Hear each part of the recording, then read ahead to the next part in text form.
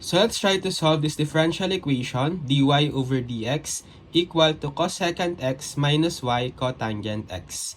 So this type of differential equation is a linear differential equation of the form dy over dx plus p of x times y equal to q of x.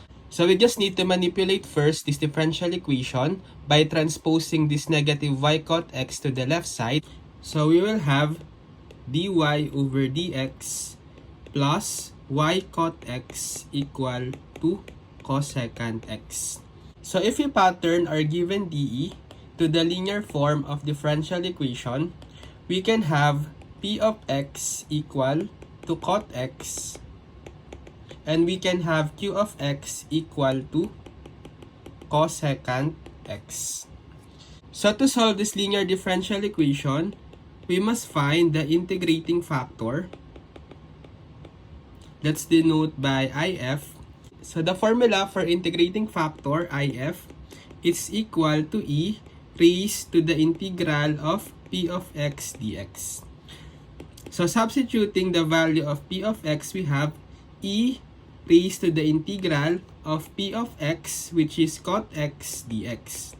Getting the integral of cot x dx, it's equal to ln sine x.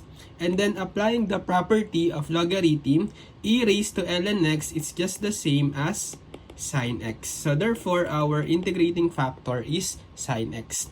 So the general solution for the linear differential equation will be the dependent variable y times the integrating factor equal to the integral of q of x times the integrating factor dx plus c.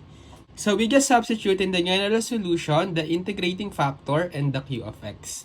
So therefore, we have y times the integrating factor sine x equal to the integral of q of x. If we go back, q of x is equal to cosecant x. So we have integral of cosecant x times integrating factor if, which is sine x dx plus c.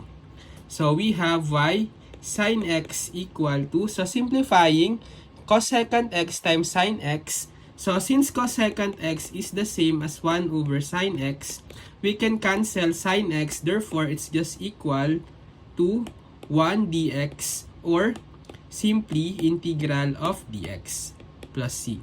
So finally, getting the integral of dx, it's just equal to x plus c. So therefore, this is the general solution for the given dE.